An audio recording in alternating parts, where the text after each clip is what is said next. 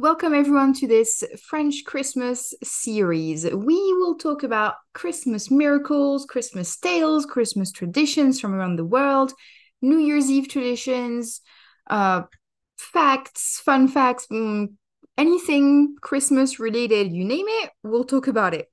The goal here is to practice listening with an intermediate level listening, I would say upper intermediate. So if you're not quite there yet in terms of your understanding of spoken French, you can activate the subtitles or you can look up the transcription in the description, and you will also find a list of vocabulary that I thought would be interesting for you and useful in like different contexts. Do not forget to subscribe and like this episode if you enjoy this format, because that way I'll know that I need to make more for you. C'est parti! Il était une fois, dans une petite ville enneigée, 5 adorables chiens qui se préparaient à célébrer Noël.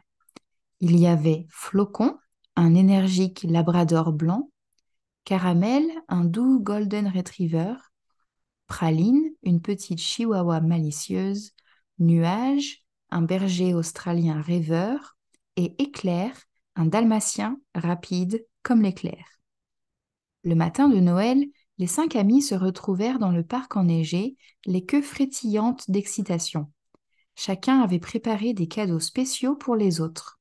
Des os savoureux, des balles rebondissantes et même des bâtons parfaitement taillés pour mâcher. Ils avaient caché les présents sous un grand sapin scintillant décoré de guirlandes et de boules colorées. Cependant, leur joie fut de courte durée. Grincheux, le vieux chat du voisinage, connu pour son tempérament bougon, avait observé les préparatifs des chiens depuis sa fenêtre. Attiré par l'idée de faire une farce, il s'était faufilé dehors et avait discrètement volé tous les cadeaux pendant que les chiens jouaient dans la neige.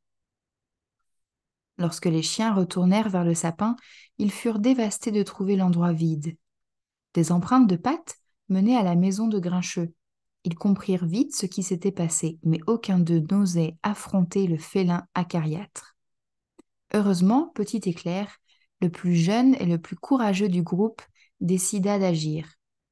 Il s'approcha furtivement de la maison de Grincheux et à travers une fenêtre entrebâillée, il aperçut les cadeaux empilés dans un coin.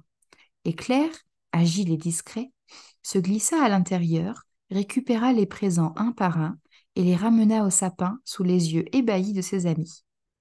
Lorsque Grincheux se rendit compte que les cadeaux avaient disparu, il sortit en trombe, s'attendant à une confrontation. Cependant, à sa grande surprise, il fut accueilli par des aboiements joyeux. Les chiens, reconnaissants envers Éclair, avaient décidé de partager l'esprit de Noël même avec le Grincheux voisin. Ils invitèrent Grincheux à se joindre à leur fête, lui offrant un petit cadeau qu'ils avaient réservé pour une occasion spéciale. Grincheux, touché par le geste et l'esprit de Noël des chiens, se laissa emporter par la joie et la bonne humeur. Ce Noël devint l'un des plus mémorables pour les 5 chiens et leurs nouveaux camarades félins, célébrant l'amitié, la générosité et la magie de Noël.